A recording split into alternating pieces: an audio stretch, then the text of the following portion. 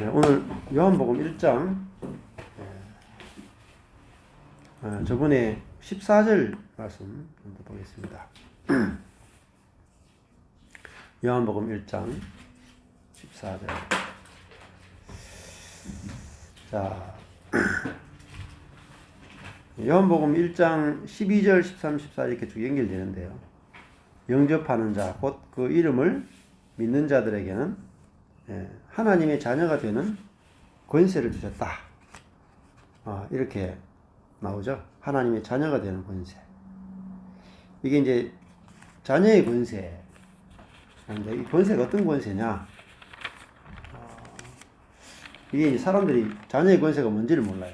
읽기는 읽는데 자녀의 권세가 뭔가? 그렇죠. 자녀는 아버지 당했기.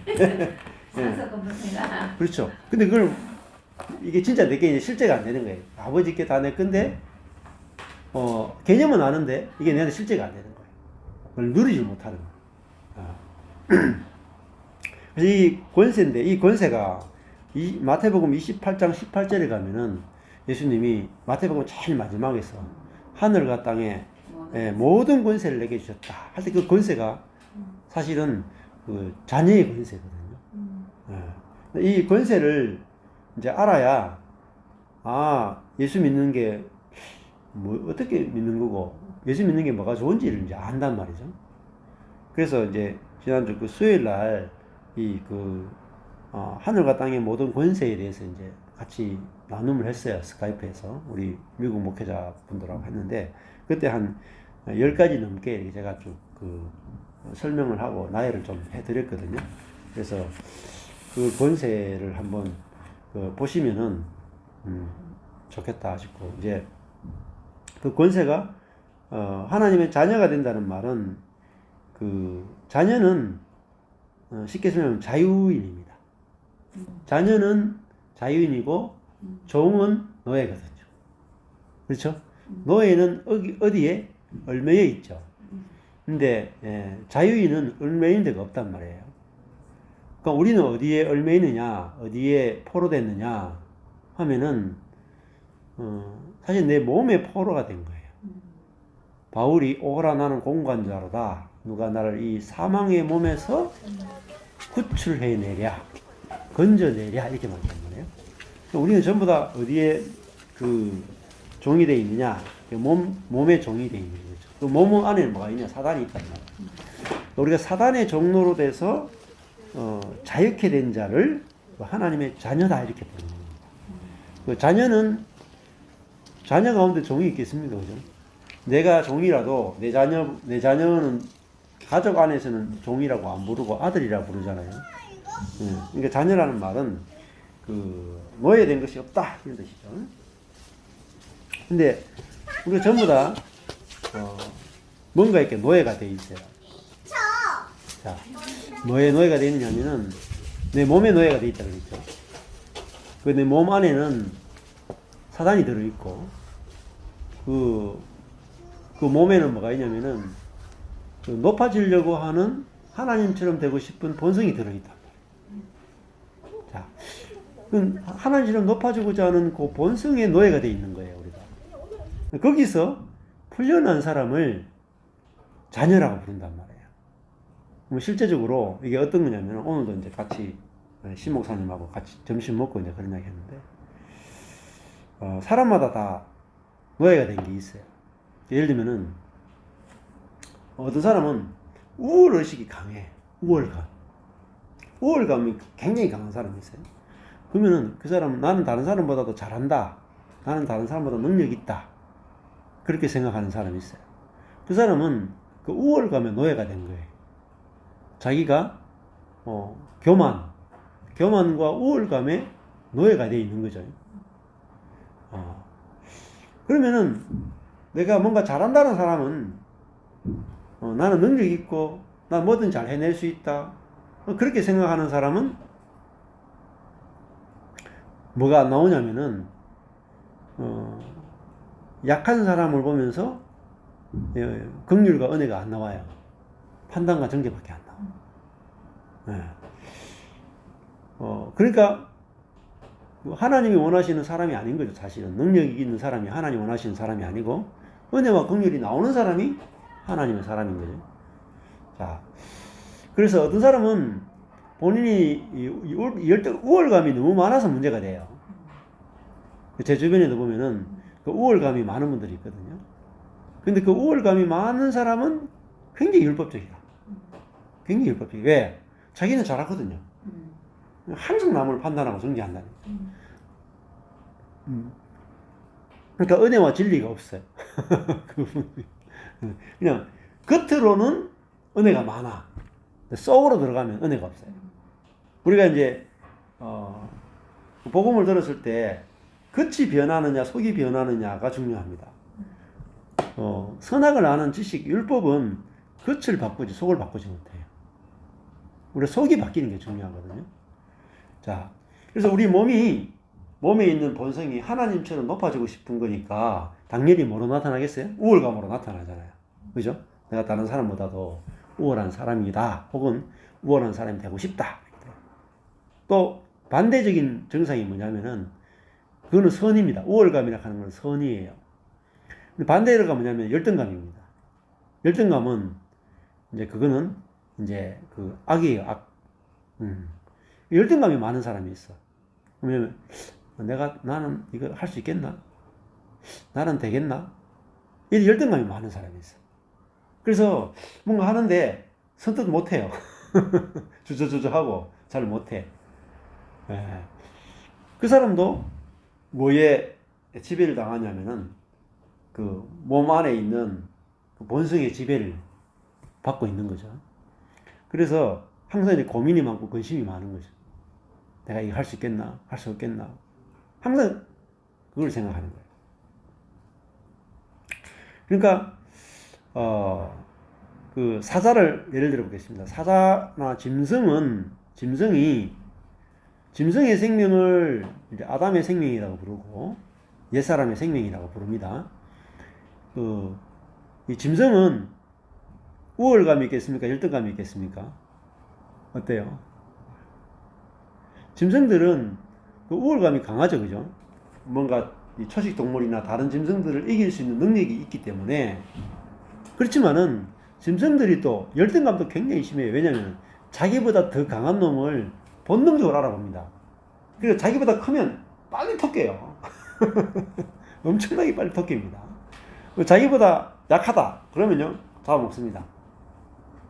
그냥 뱀이나 이런 것도 딱 보면 자기보다 큰지 작은지, 우리도 마찬가지예요. 우리도 이제 그 육식을 하잖아요. 사람이 육식을 하기 때문에 사람의 가장 큰 본능 중에 하나가 뭐냐면은 내가 상대방을 딱 보자마자 내보다 힘이 세다 약하다를 먼저 본능적으로 인식을 해요. 왜냐하면 그래야지 그게 내 생존과 연관되기 때문에. 그래서 만약 산길을 간다고 생각해 봅시다. 이 무슨 촉감이 살아나요? 산에 가면은 우리 그냥 있을 때 잘 몰라요. 내가 산에 딱 들어가잖아요. 그럼 무슨 촉감이 살아나면 내보다 큰 짐승이냐 작은 짐승이냐를 내가 딱 벌써 거기에 대해서 촉각이 딱 예민해요. 저도 이렇게 산에 나무를 하러 가잖아요. 그러면 그래서 그런 감각이 생겨요. 내 앞에 나타난 놈이 멧돼지면 어떡하지? 뱀이면 어떡하지? 더 작은 것에 대해서 내가 뭐 우월감이 느껴지는데 내보다도 좀 더 위험한 짐승에 대해서는 촉각을 이렇게 곤두세우고 간다니까요. 예. 또 이번 주에도 가니까 여기 산에 가니까 막 멧돼지 소리가 얼마나 많이 나는지 막 앞에서 멧돼지들이 막 소리가 막 바로 가까이 막 들리는 거라. 그래가 피했어요. 그래가 거짓말 같아요. 또 저는 산에 가면 없던데. 옥수골에서 이렇게 쭉 내려오는데 또 멧돼지 소리가 막 들리는 거예요. 그래가지고 이제 할 수 없이 그거 뭐죠? 호랑이 소리. 앱에서 유튜브에서 호랑이 소리를 딱 해가 제일 크게 이렇게 탁 이렇게 끼우고 내려왔거든요. 그냥 조용하더라고. 예, 그 방법 중에 하나입니다. 산에 갈 때 이 큰 짐승들 소리를 이렇게 틀어놓고 가면은 얘들은 멀리서 듣거든요. 귀가 굉장히 밝거든요. 이렇게 가면은 다 알아서 피해 갑니다. 다른 짐승들도. 멧돼지 꼴꼴해요 소리가? 꽥꽥거리죠, 막. 예. 소리 많이 납니다. 근데 이게 그냥 일반적인 등산로로 가면 조금 덜 들리는데 사람이 잘 안 다니는 등산로로 가면 그런 데가 약초가 많거든요. 그런 데 가면 소리가 많이 들립니다. 그래서 가보면 이제 이렇게 멧돼지가 다니는 흔적들이 다 있어요. 길 누웠던 자리 뭐 똥하고 뭐 다 있어요. 보면 다 보여요. 예. 멧돼지도 야행성이잖아요. 예, 그렇죠. 이제 새끼들이 있으면은 안 피합니다, 잘. 예, 새끼들이 없으면 자기들이 알아서 피해 가는데 새끼가 있어가 자기가 못 피할 상황이면 물고 망치 천적국제 걸으니까 금방 번식하잖아. 예, 몇 마리씩 넣잖아. 그렇죠. 번식 잘합니다. 진짜 많고 숫자가 없애야 돼. 가보면은 진짜 숫자가 많아요. 없애야 돼. 예. 그러니까 자, 짐승이 우월감이 굉장히 강하지만 또 반대로 짐승은 자기보다 강한 짐승에 대해서 열등감이 엄청 강하죠. 딱 포장을 도망가 버리거든요. 자기보다 큰 놈 만났다 하면 바로 토껴버리거든요. 그러니까 그 선악의 세계라 하는 것이 우리 몸에 들어있는 것은 우월감과 열등감으로 구성되어 있어요. 우리 자아가. 왜냐면 자기 생존하기 위해서 본능적으로 우리 몸에 딱 이게 1, 2년 축적된 게 아니라 엄청나게 긴 세월 동안 수천 년을 넘게 우리 몸에 축적된 게 뭐냐면 이제 내가 본능적으로 내가 크냐 작으냐 여기에 이제 탁 이렇게 본능이 돼 있어요. 그러다 보니까 항상 포커스가 어디냐면 동물들이나 우리 사람의 본성이 뭐냐면 나를 봐요. 나 기준이 나죠. 내보다 능력이 있느냐 내보다 능력 없느냐 이거를 인식을 해야 내가 살아남는 거예요. 그러니까 이게 이제 사람에게 가장 큰 본능이 돼 있단 말이에요. 그러다 보니까 자기가 잘하는 일은 너무너무 잘해요. 근데 자기가 못하는 일은요 못해요. 그게 짐승의 세계예요. 근데 어린 양을 생각해 보십시오. 어린 양은 힘이 없어요. 그죠?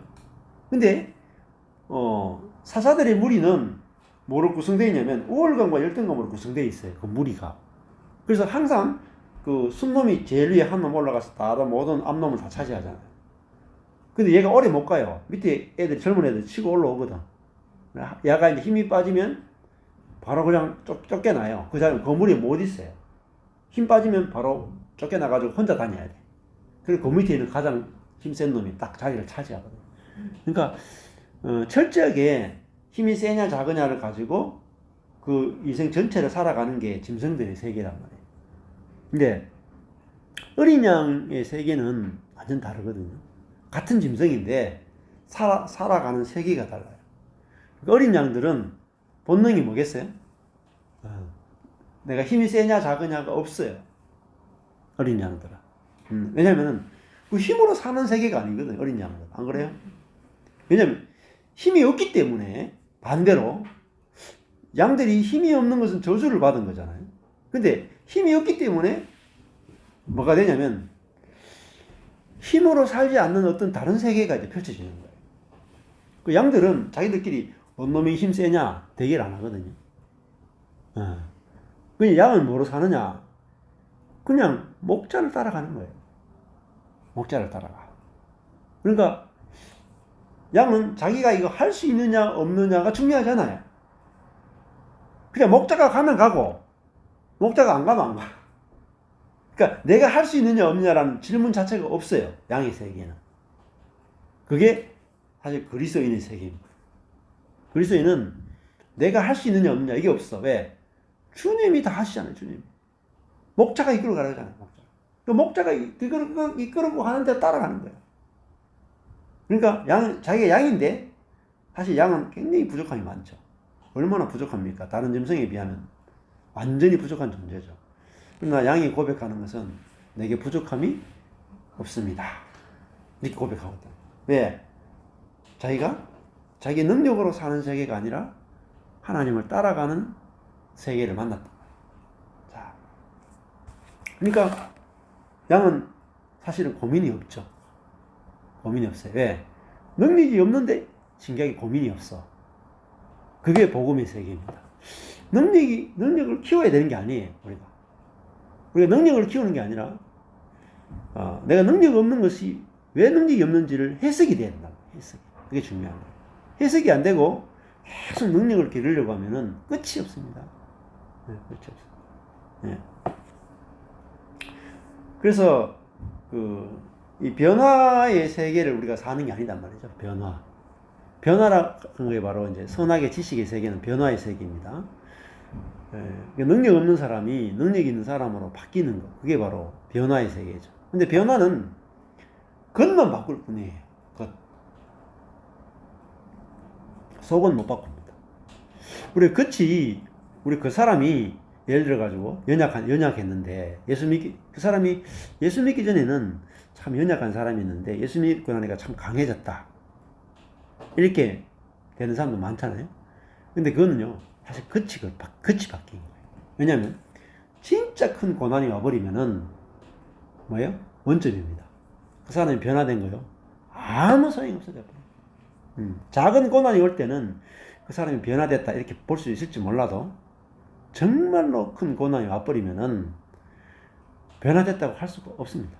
저도 그걸 다 겪어봤고, 변화된 것 같은데, 진짜 제 힘을 넘는 고난이 오면요, 지금까지 변화된 게 다 그 가짜라는 걸 알게 돼요. 자, 그래서 변화의 세계를 사는 게 아니고, 진짜 우리는 그 변형의 세계, 주체가 바뀌는 세계를 살아가는 거죠. 그러니까 양은, 생각해보면, 미련하고 약한 양이 예수를 믿으면 짐승이 되는 게 아니잖아요. 맞죠? 미련하고 약한 양이 예수를 믿는 것은 이제 목자를 만난 거죠. 안 그렇습니까? 양인데 예수 믿었다고 사자가 될 수가 없잖아요. 그죠? 그러니까 양은 변화된 게 하나도 없어요. 그죠? 근데 뭐가 바뀌었느냐? 목자를 만나고 나니까 자기는 바뀐 게 없는데 목자를 만나니까 삶에 이제 놀라운 변화들이 일어나는 거죠. 그렇잖아요? 자기 혼자 있을 때는 여기 있는 풀만 뜯어놓고 나니까 요 옆에서 눈이 어두워가지고 요 옆에 풀이 있는데도 안 보여. 그러니까 요거 뜯어먹고 나니까 없으니까 울고 있었던 거예요. 양들이 그렇다 하더라고요. 근데 목자가 음성을 딱 듣고 나니까 이리 와라 하니까 여기 먹고 이제 없어가 울락하는데 이리 와라 하니까 가보니까 여기 또 있어. 그러니까 양은 변화된 게 하나도 없어요. 근데 뭐가 바뀌었냐? 목자를 만난 거예요. 그래서 이제 목자의 음성을 듣고 이제 따라가는 거죠. 여전히 눈이 어둡고 여전히 약해요. 그런데 목자를 따라가 보니까 푸른 초장 맑은 시냇물이 계속 나타난단 말이에요. 그러니까 뭐 자기 능력이 여전히 없는데 삶이 풍성해져요. 그렇잖아요. 그게 양의 세계란 말이에요. 양의 세계. 그래서 그 예수님을 보면은 오늘도 그 뒤에 보면 예수님이 세상 죄를 지고 간 하나님의 어린 양이다. 요한복음 1장 29절에 나오죠. 세상 죄를 지고 가는 하나님의 어린 양이다. 예수님을 어린 양이라고 이렇게 표현하잖아요. 그죠? 어린 양이다. 그러니까 예수님 자신이 어린 양이죠. 그죠? 어린 양이다. 근데 메시아인데 지금 어린 양이라고 하잖아요. 예수님은 이 땅에 어떤 사람이냐면 어린 양 같은 사람이다. 지난주 제가 이사야에서 말씀드렸잖아요. 어린 양 같은 사람이다. 자, 자신이 연약하단 말이에요. 근데 예수님은 연약한 사람인데 우리보다 훨씬 연약한 사람인데 예수님은 뭐가 있느냐?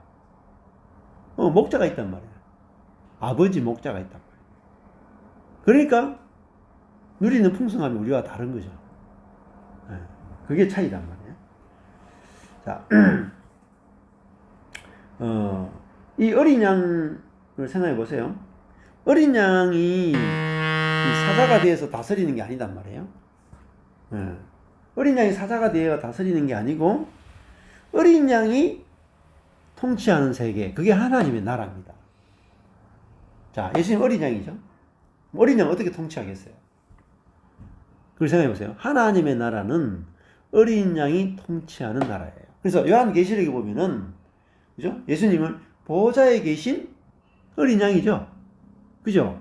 그리고 우주적인 결혼식을 이제 펼쳐지는데, 보면 어린 양과 그의 신부가 나오죠. 어린 양과 흰 옷을 입은 14만 4천이 나오잖아요. 그러니까 예수님이 죽고 부활하고 하늘 보좌에 올라갔는데 여전히 뭐예요? 어린 양이시다. 근데 하늘을 보좌에서 다스리는 분을 어린 양으로 표현했단 말이에요. 그건 뭐냐면은 예수님은 뭘로 다스리냐면은 자신이 히브리스에도 마찬가지지만 자신이 연약함을 체휼하시는 분이다. 자, 우리 연약함이 나쁘다고 자꾸 생각하니까 열등감으로 가잖아요. 연약함이 열등감으로 간다.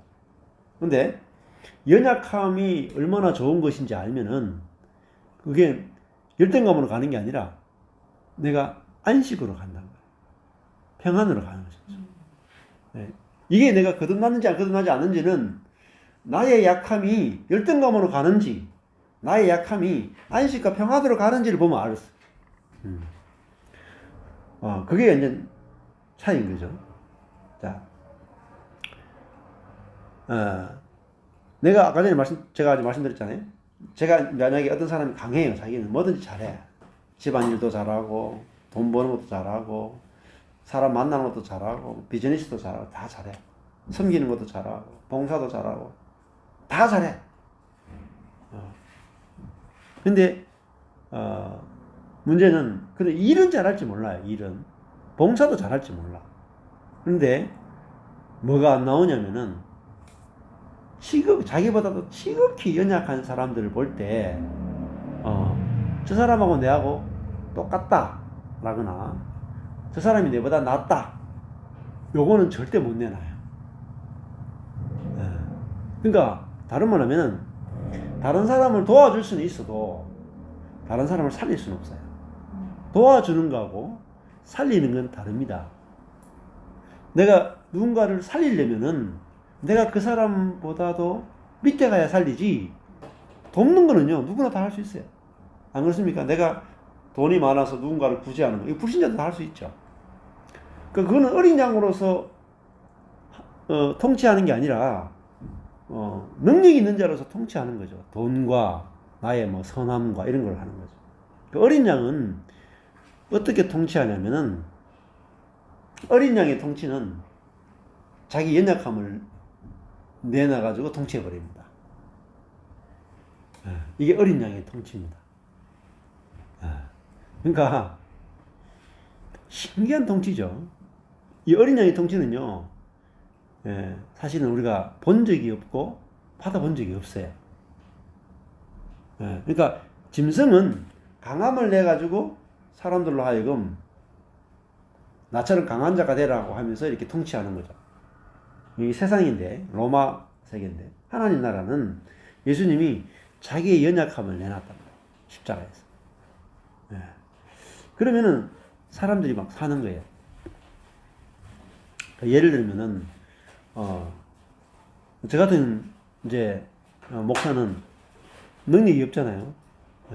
여러분들이 이제 저를 보면서, 그래도 목사님은 능력이 있죠. 이렇게 생각하시면 안 돼요. 미국 목회자들하고도 막, 성경 공부하고, 뉴질랜드 분들하고 성경 공부하고, 매일매일 성경 공부하고, 이러니까 목사님은 참 능력이 있다. 이렇게 생각하시면 안 돼요. 그건 제 본질을 모르는, 그 하시는 말씀이에요.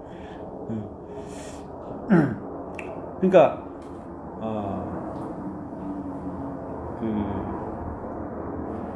제가 복음을 깨닫게 된 것이, 제가 진짜 어린 양이구나. 제가 양과 같은 존재구나. 그걸 이제 본 거죠. 내가 양이구나. 정말 눈도 어둡고, 눈이 어둡다는 말은 지혜가 없다는 뜻입니다.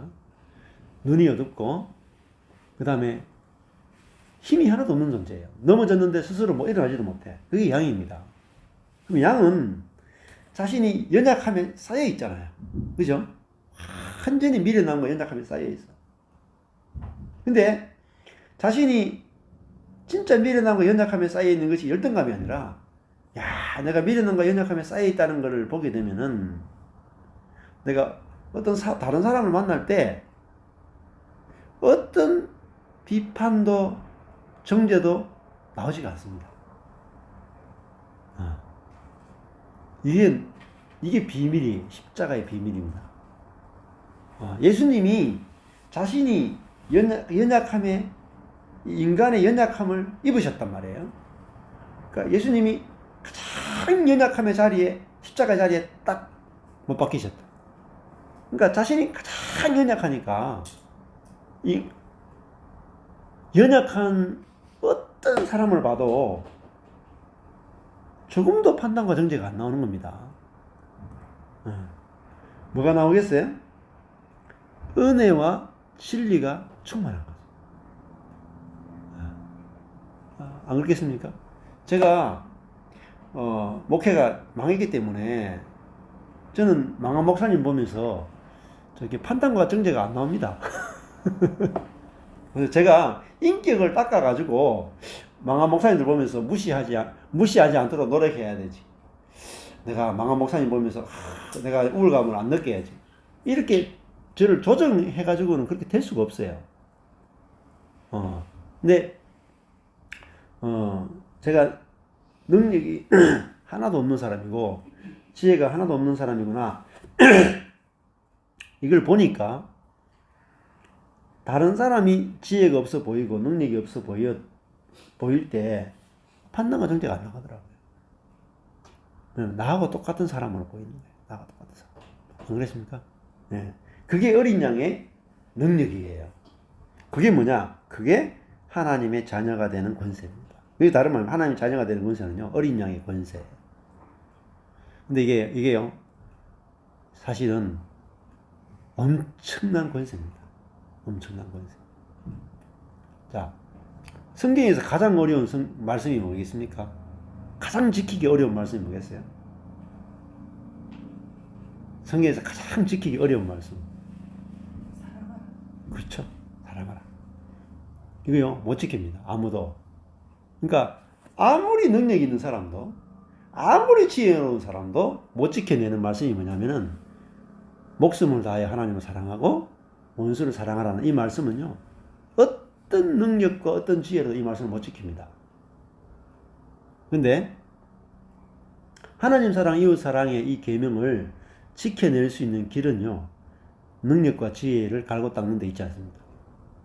그건요, 오히려 내가 능력과 지혜가 하나도 없는 인간이라는 존재는 능력과 지혜가 하나도 없는 어린 양과 같은 존재구나를 볼 때 하나님 사랑, 이웃 사랑이 저절로 됩니다. 그러니까 저절로 돼야 우리에게 쉽죠. 네. 자, 저절로 되는 자리가 어디냐면은 이 연약함의 자리입니다. 네, 연약함의 자리.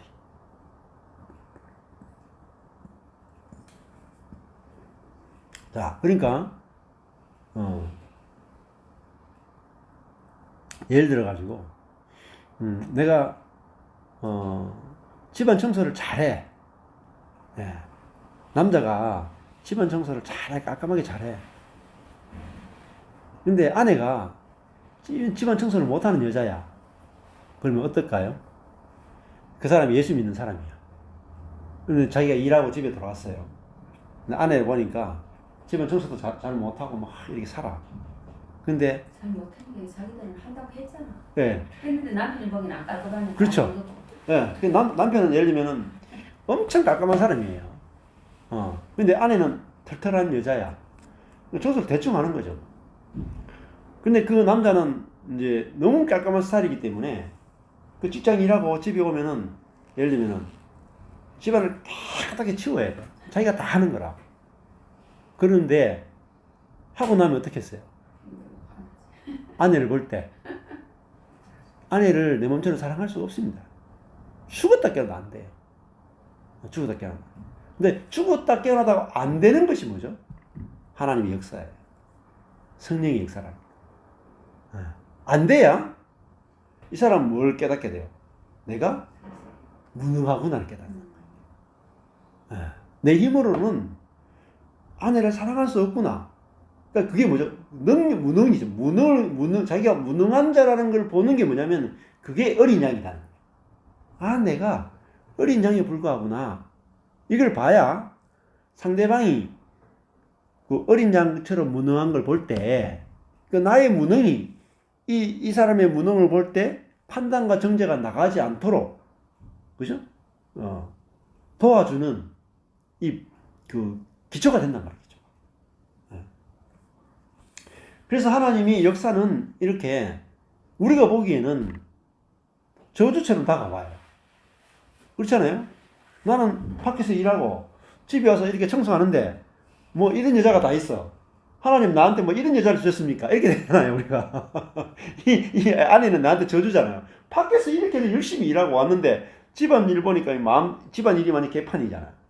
이 아내는 도저히 안 고쳐져. 그러면 내가 아무리 기도해도 이 아내가 안 바뀌잖아요. 우리 그 저주라고 생각하잖아요. 아니에요. 그게 내가 일생에 받을 수 있는 최고의 축복이 변하지 않는 아내를 내가 얻은 게 최고의 축복이야. 이 여자가 안 변해야지 내가 뭐로 바뀌냐면 짐승에서 어린 양으로 바뀌는 거예요. 그래서 이 십자가 복음이 참 이게 이제 묘하고 재미가 있어요. 그래서 지난주 월요일 날도 우리 부산 그 장로님 군사님 간증 아주 재밌었잖아요. 얼마나 재밌어요. 대역죄인이다 하고 하는 거. 예. 그걸 이제 보고 들을 수 있다는 게 참 은혜죠. 예. 그러니까 성경에서는 누가 회개해야 되느냐? 선한 사람이 회개해야 돼요. 잘하는 사람이 회개해야 돼요. 그 성경 읽어보세요. 예수님은 누구 지적하신 줄 아세요? 잘하는 사람 지적한다는 게 잘하는 사람. 못하는 사람 지적 하나도 안 해요. 그럼 성경 잘 읽어보라니까. 너무 재밌다는 거예요, 성경이요. 그냥 읽으면은 무슨 뜻인지 모르는데, 저도 성경을 잘 읽는데 보니까 너무 재밌어. 네. 야, 우리 같으면은, 죄 짓는 사람 계속 회개하라고 외칠 거 아니에요. 잘하는 사람은 계속 칭찬하잖아요. 근데 예수님은 와가지고, 완전 골 때리는 거예요. 뭐, 세리, 완전 나쁜 놈 아니야. 세리, 민족의 반역자. 그죠? 그리고 창녀, 그리고 귀신 들린 자, 또 뭐 죄인들, 율법을 못 지키는 사람들, 이런 사람들한테는 뭐 죄 지적 하나도 안 해. 그런데 말씀대로 사는 제사장, 바리새인, 율법학자 이런 사람들은 독사이 새끼들을 보는 거예요. 야, 그러니까 어떻게 하겠어요? 죽을 짓을 했죠, 예수님이. 안 그러겠어요? 그렇게 선한 사람들한테 독사이 새끼들이라고 그랬으니까 안 죽고 배기겠어요? 그러니까 예수님도 죽을 만한 행동을 한 거예요. 그래서 이제 죽은 거죠. 그래서 율법을 갖다 대면 안 돼요. 죽는 거라. 성경은 이게 진짜 재밌어요. 그래서 그러면은 우리 속에서 생명이 흘러나오고 하나님 사랑, 이웃 사랑이 흘러나오는 것은 뭘 봤을 때냐면 나의 약함을 봤을 때입니다. 나의 약함을 봤을 때. 고칠 수 없는 완전한 무능함, 또 완전한 무지. 하나님이 전지전능하시다면 우리는 무지무능한 우리 자신을 봤을 때 내가 다른 사람보다 나은 것이 하나도 없구나. 이걸 봤을 때 내가 다른 사람하고 연합이 되기 시작합니다. 마음이 편안해져요. 그렇죠? 어린 양들은 서로 경쟁하지 않거든요. 근데 어린 양들 재밌는 거, 어린 양들은 같이 살아요. 무능하니까 때로 몰려가 살죠. 막 몰려다녀. 근데 이 사자들은 자기 무리끼만 툭툭 그렇게 다 떨어져 산다니까. 호랑이는요, 특히 더 그래. 호랑이는 몇 마리 같이 못 살아요. 자기들끼리 싸운다니까. 자기들끼리도. 호랑이들은. 사자도 자기끼리 싸우잖아요. 밖으로 싸우고 안으로 싸우고 막. 사자도요, 무시무시합니다, 사실은. 밖에 애들하고 싸워야 되지만 자기 밑에 자기보다 더 센 놈하고 싸워야 돼. 정말 안식이 없어요. 사자들은 피곤해. 근데 양들은 그렇게 연약한데 딱 연합이 되는 거예요. 연합. 하나가 되고 막 누리는 거죠. 이게 이제 중요한 거고. 그래서 우리가 그 복음적인 우리 속에서 이제 생명이 내 속에서 경험되어지고, 그렇구나. 우리가 능력으로 사는 것이 인생이 아니구나. 이걸 봐야 된단 말이죠. 그러면은 인생이 참 쉬워져요. 우리 뭔가 이제 어떤 새로운 일을 시작한다 칩시다. 새로운 일을 시작해. 내가 또 직업을 새로 가진다. 그죠? 뭐, 예를 들면 여기 계신 분들이 이제 어떤 새로운 직업을 가진다거나 어떤 새로운 일을 한다. 하고 싶다. 그러면 제일 먼저 뭘 따질까요? 능력을 따지겠죠? 안 그렇겠습니까? 내가 여기에 재능이 있는지, 내가 능력이 있는지 이런 거 따지잖아요. 아무것도 못 합니다. 그러니까, 제 아내가, 저한테 늘, 브레이크를 거는 게 뭐냐면은, 너무 앞서간다는 거죠.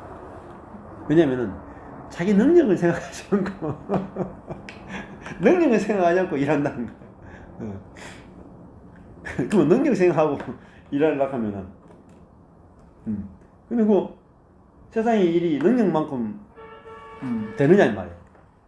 능력만큼 안 될 수도 있고, 더 될 수도 있고, 확실하게 청량이 안 되거든요.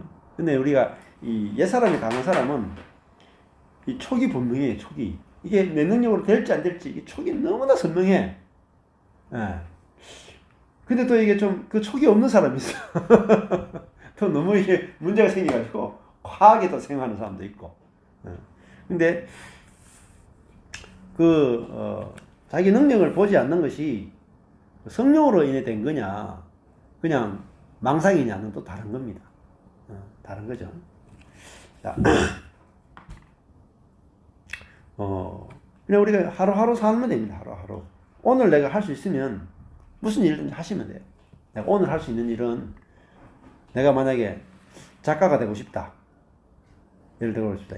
그러면은 내가 작가가 될 능력이 있느냐? 내 안에 능력이 있느냐? 그걸 보고 작가가 될 일을 시작할지 말지를 결정하는 거잖아요. 근데 그게 아니에요. 사실은 우리는 어린 양이라 하는 것은 능력이 없어요. 그럼 내가 오늘 뭐 작가가 되고 싶은 생각이 들었다. 그럼 오늘만 작가면 돼. 오늘만. 내일 작가 할지 안 할지 몰라. 오늘만 작가 하면 되는 거야, 작가. 내일은 하나님 주시면 하고 안 오시면 못 하는 거죠. 하루하루 살면 할 수 있는 일과 할 수 없는 일이 더 선명해지고 분명해지는 거죠. 네. 자, 그러고 이제 내가 능력이 능력이 없죠. 자, 그러면은 능력이 없으면은 아까 전에 뭐가 말씀드렸어요? 새로운 세계가 열린다 그랬어요. 무슨 세계가 열리냐면은 경쟁하지 않는 세계가 열리는 거예요. 경쟁하지 않고 사는 세계가 열리는 거라. 아까 전에 딱 그게 우리 방사모님 말씀 들을 때 언니 바디 딱 하잖아요. 그러면 우리는 또 누가 능력이 있느냐가 아니라 같이 삽시다. 이게 왜 되냐면은 양들은 약하기 때문에 같이 협력하지 않으면 살 수가 없어. 그러니까 사고방식이요. 어떻게 하면 같이 살 것인가가 본능적으로 나오는 거야. 본능적으로.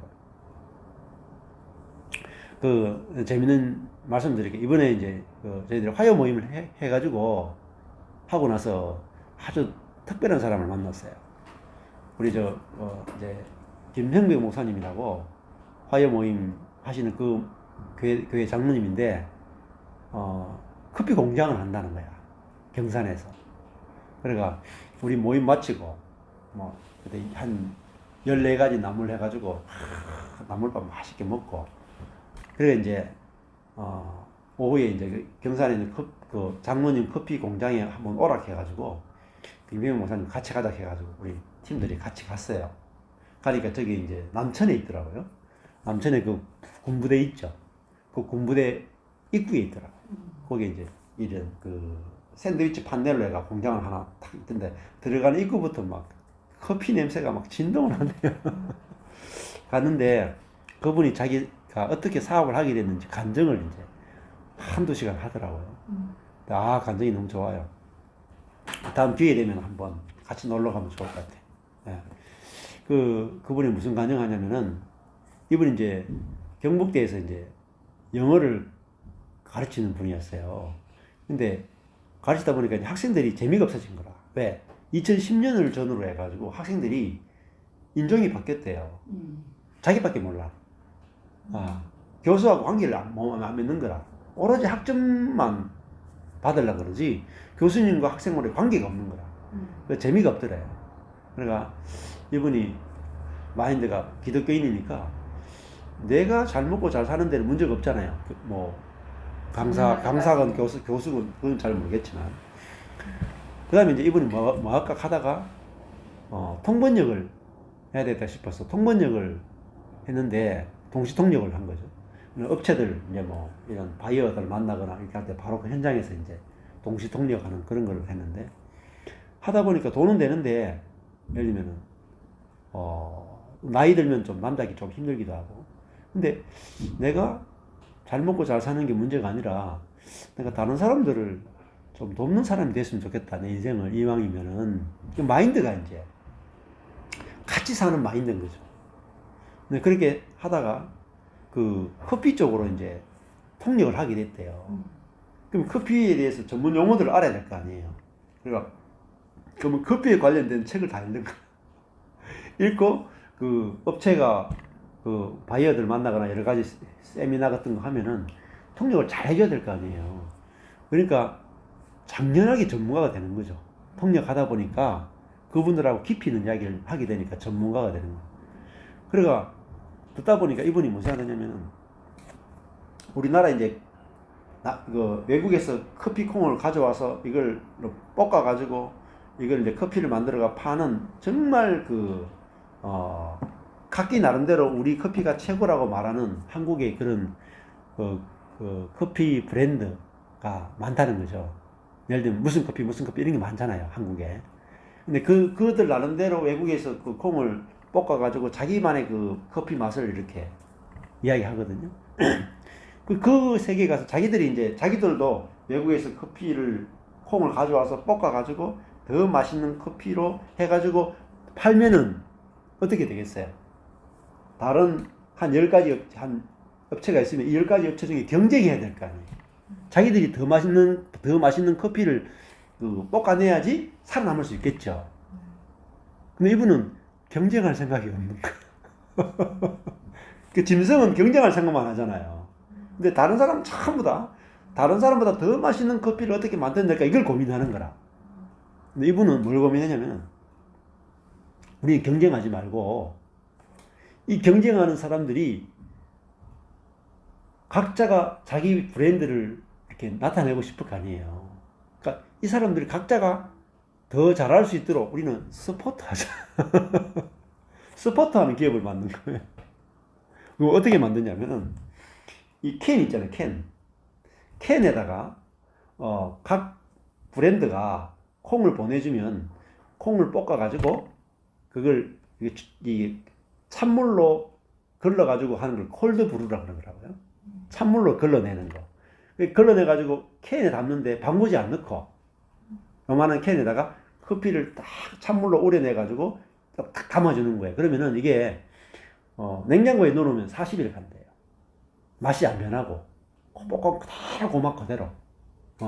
공기가 안 들어가니까. 예, 공기도 이제 질소 넣어가지고 공기를 싹 빼버리고. 그러니까 40일을 그 알루미늄 캔에 딱 보관할 수 있는 거예요. 그리고 처음에 이제 한 몇 년 됐는데 처음에 하니까 이게 생소하니까 그런데 그걸 위해서 이분이 이게 통역하는 분이 그게 필요한 이 추출하는 기계까지도 자기들이 개발하는 거야. 만들었어요. 막 미국 갔다 오고 막 하면서 해가 기계를 자기들끼리 만든 거라. 세계에서 자기들이 딱 만들어가지고 하는데 그렇게 이제 자기들은 이제 경쟁이 없대요. 이런 일을 하는 사람이 없는 거라. 왜? 그래서 이 커피를 만드는 세계는 사실 레드 오션이라고 그래요. 왜냐면 경쟁이 너무 심해가지고 너무너무 경쟁이 심해가 들어가서 살아남기 힘든 세계, 그게 레드 오션, 붉은 바다라고 말하죠. 근데 이 경쟁하는 업체들을 도와주는 이거는 블루 오션이라는 거예요. 경쟁이 없는 세계라는 거예요. 그래가지고 지금도 물론 이제 초기 투자 비용이 많이 들어가지고 그랬는데 하루하루 산대요.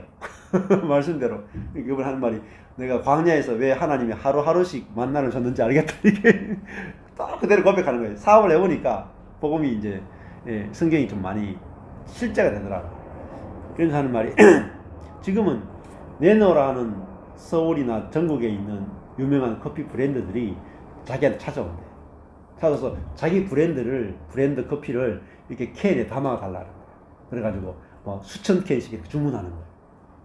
그러면 그 브랜드 커피들도 자기들이 이렇게 볶아서 팔기도 하지만은 이렇게 캔으로 딱 해가지고 이거를 40일 동안 보관해서 어디 여행을 가든지 밖에 나가든지 할 때 그걸 갖고 다닐 수 있도록 그걸 이제 그 상품으로 브랜드만 이렇게 자기들이 그러면 각 브랜드가 자기들이 상표를 다 만들어 온대요.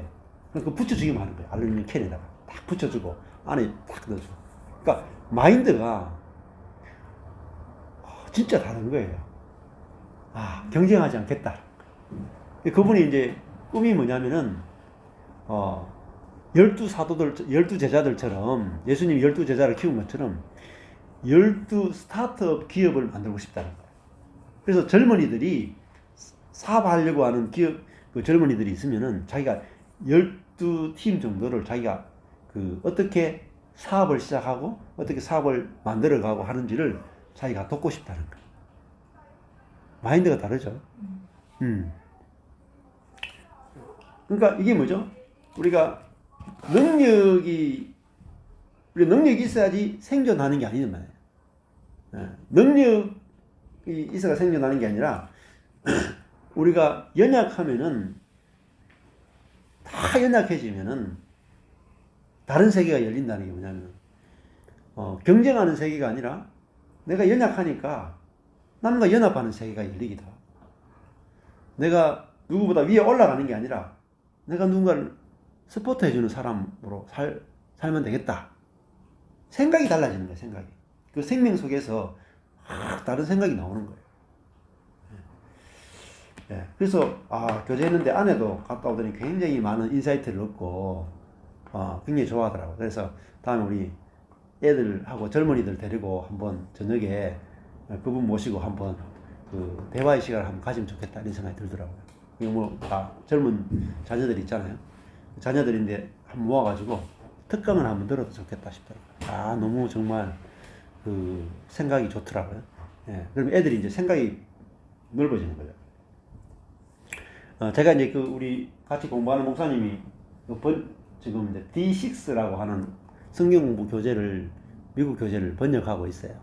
그래서 그걸 저한테 이제 좀 감수를 해달라고 해가지고 6월 한다고요? D6라고 6일 동안 큐티하는 성경 공부인데 이게 제자훈련 교재인데 미국 교재예요. 이거를 이제 우리 김병 목사님이 편집장 맡아가지고 미국 교재를 6년짜리 글인데 뭐 어른들, 젊은이들, 어린아이들까지 같이 성경을 이렇게 쭉 공부할 수 있도록 하는 이 교재를 만드는데 이걸 이제 출판을 위해서 지금 출판사도 만들고 일을 진행하고 있거든요. 근데 이걸 제가한테 이제 약간 글을 읽어보면서 오타나 여러 가지 또 고칠 거 있으면 좀 감수를 해달라고 해가지고 지금 했는데 제가 좀 바빠가지고 이제 한 2주 만에 끝냈는데 여기 보면 이제 어떤 이야기가 나오냐면은 한 가지 이야기가 이제 멘토링에 대해서 나와요. 멘토와 멘티. 멘토 해주는 사람 스승을 멘토라 부르고 이제 내가 이제 받는 쪽을 멘티라고 부르거든요. 근데 뭐라고 말하면 20년 정도 차이가 있어야 된다는 거예요. 그러니까 친구가 있어야 되는데 친구가 자기 아래 위로 자기 밑에 한 10살 내지 20살 어린 사람을 내가 멘토가 되어주면은 나한테 유익하고, 그 다음에 내 위에 10살 이상 되는 사람을 내가 멘토로, 가지고 있으면 인생이 굉장히 풍성하고 좋다. 그런 이야기를 이제 안에 내용 중에 들어가요. 그런데 멘토할 만한 분들을 찾기가 예. 그러니까 쉽지 않아. 내가 연약하구나. 내가 진짜로 연약하구나. 내가 진짜 미련하구나. 그걸 아는 사람은 자꾸 주변 사람들과 연합이 되면서 멘토가 많아집니다. 내가 만나는 모든 사람이 멘토가 되어져 있어요. 다른 사람 이야기를 이제 귀를 기울인단 말이에요. 상대가 괜찮아서 멘토가 아니라 예. 아니라도 멘토 같아요. 그렇죠. 예. 내가 미련하고 약한 존재라는 걸 알면은 내가 그 만나는 사람마다 저 사람한테서 내가 배울 게 뭔가 귀가 이제 내가 겸손해지기 때문에 만나는 사람들이 다 이제 멘토가 되는 거죠, 정말로. 왜? 사람마다 어떤 분야에서 다 멘토가 될 만큼의 각자 전문적인 지식들이 있잖아요. 분야들이 있잖아요. 근데 우리는 이제 우리가 안에 내가 교만한 것들이 있기 때문에 내가 멘토를 못 만드는 거예요.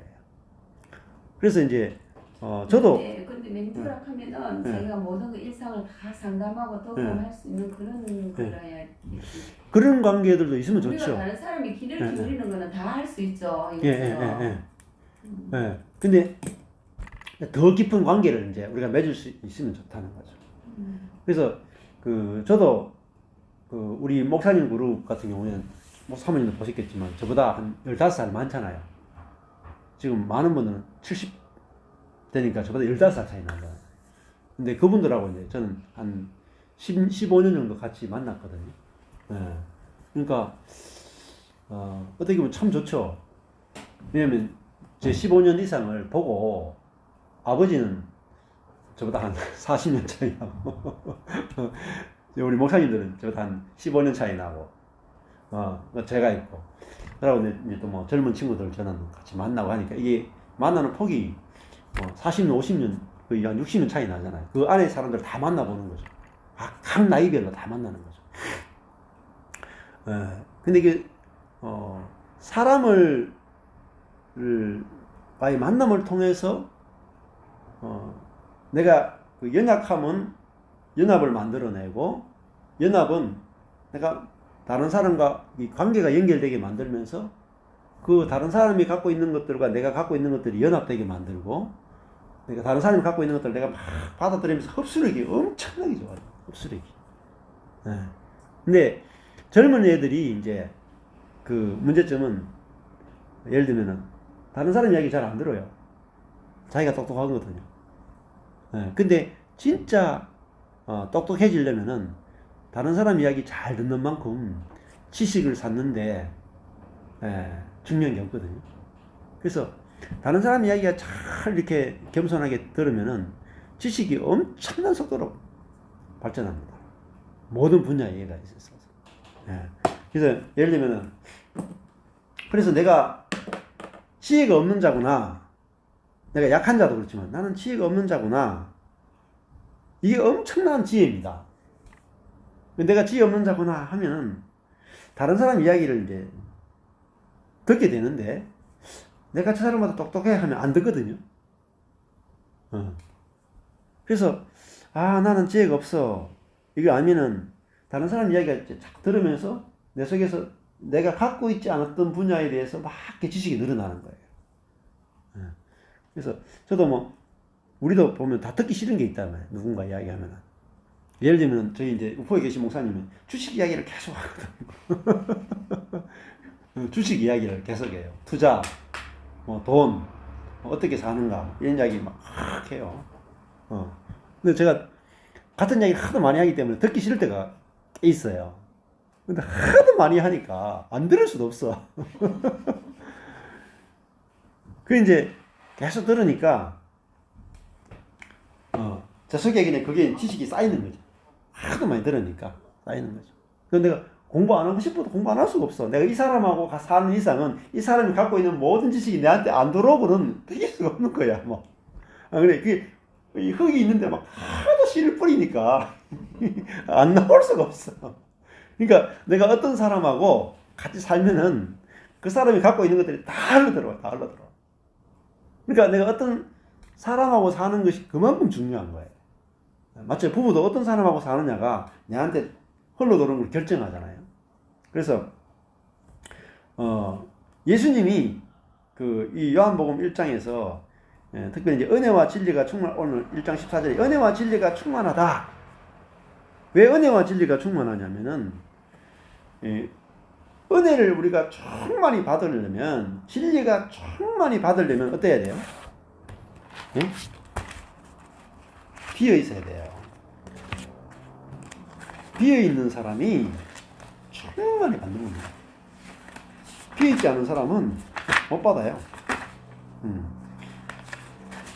여기 그 칼럼이 있는데, 이 사람 칼럼이 이 책 중에 제일 좋아요. 이 책 전체를 했는데, 제가 어떻게 보면 딱 건질게요. 요번 칼럼이 딱 건질게요. 이 제목이요. 비워진 삶 하는 칼럼이에요. 이름이 닐 딜리랜드라는 분이에요. 근데 이분이 제가, 그렇게 한 장 요렇게 칼럼 썼거든요. 근데, 이분은 정말 실제 자기가 경험하고 살아가는 사람이에요. 어떤 내용이냐면은,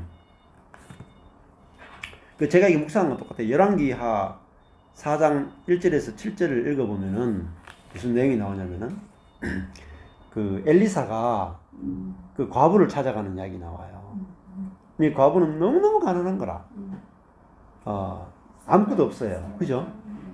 그러니까 근데 이 엘리사가 뭐라고 말하냐면은, 네가 나가서 빈 그릇을 구해와라. 빈 그릇을 될 수 있는 한 최대한 빈 그릇을 많이 구해와라. 그렇게 말하죠. 그 빈 그릇을 구해오니까 그 빈 그릇마다 뭐가 채워지냐면 기름이 채워져요. 그 기름은 사실은 신약으로 보면 성령을 상징하거든요. 그래서 채워지는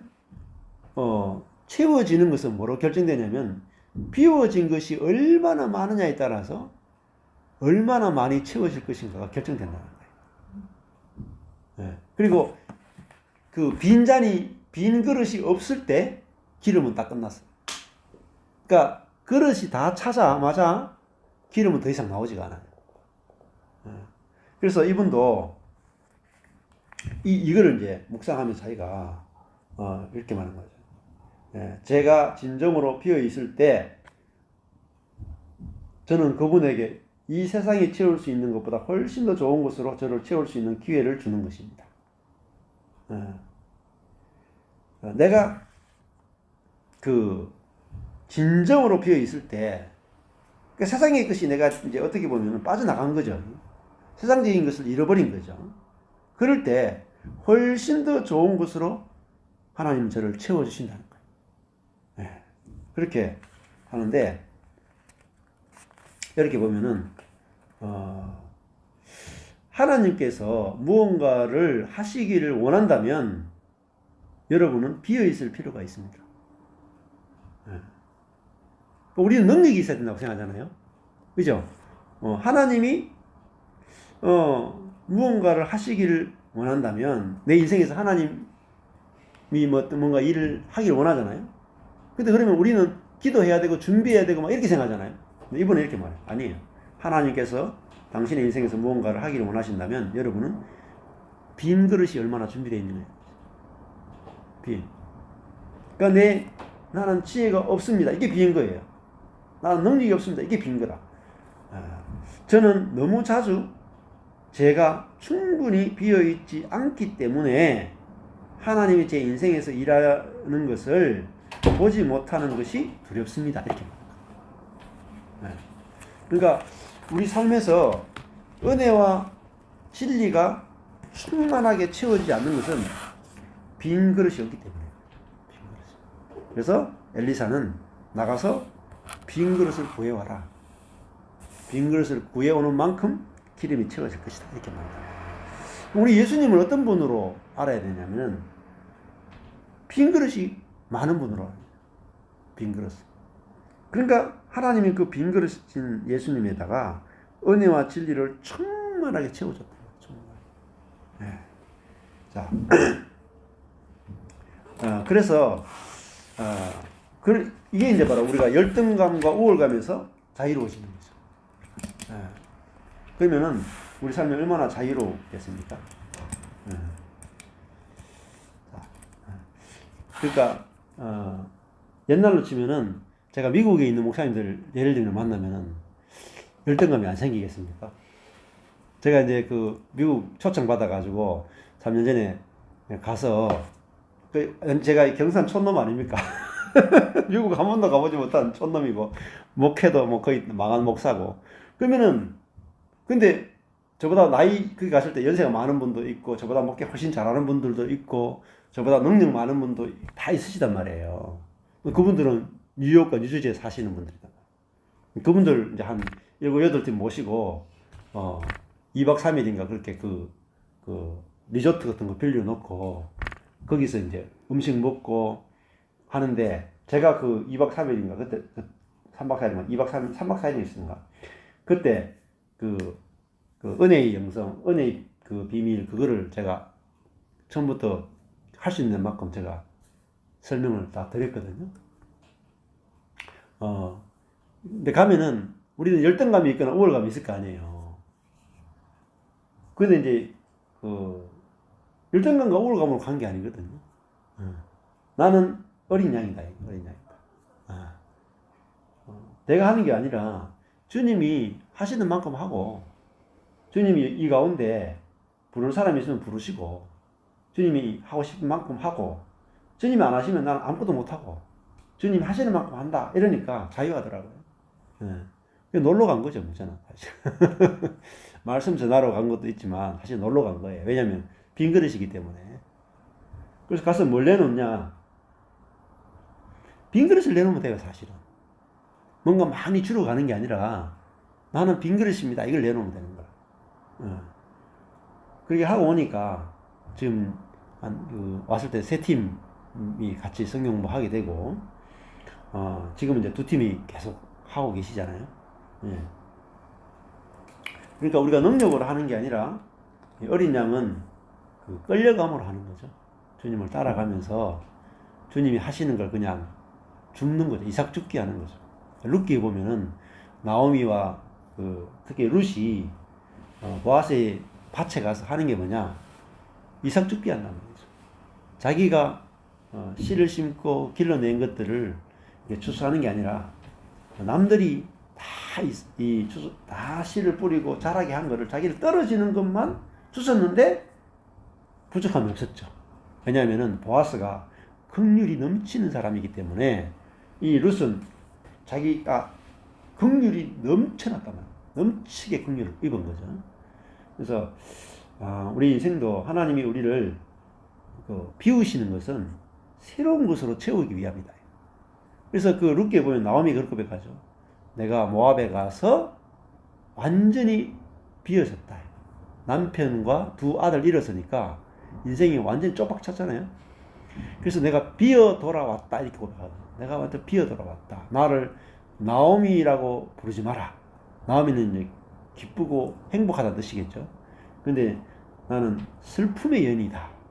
더 이상 나는 나오미가 아니다. 이렇게 말하잖아요. 근데 어떻게 보면 저주받은 여인들 가운데 최선봉이 나오미잖아요. 안 그랬어요? 남편 잃어도 인생이 정말 그 당시에 암담한데 남편과 아들 하나 잃어도 절망인데 2 아들까지 잃어버렸다.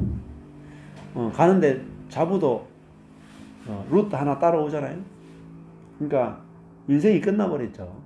그런데 다 비워진 그 나오미의 인생, 룻의 인생에다가 하나님은 보아스라고 하는 새로운 하늘의 은혜와 진리로 충만하게 채워주셨다. 그래서 저희들도 이 비워짐이 얼마나 좋은 것이고 영광스러운 것인가 본다면 우리는 이제 내가 땅의 것이 비워졌다면 하늘의 것을 우리가 기대할 수 있는 사람이 아닌가 그런 생각이 들고 이 하나님의 은혜와 진리를 우리가 충만히 경험하는 삶이 됐으면 좋겠습니다. 네, 기도 일단 하겠습니다. 하나님 아버지,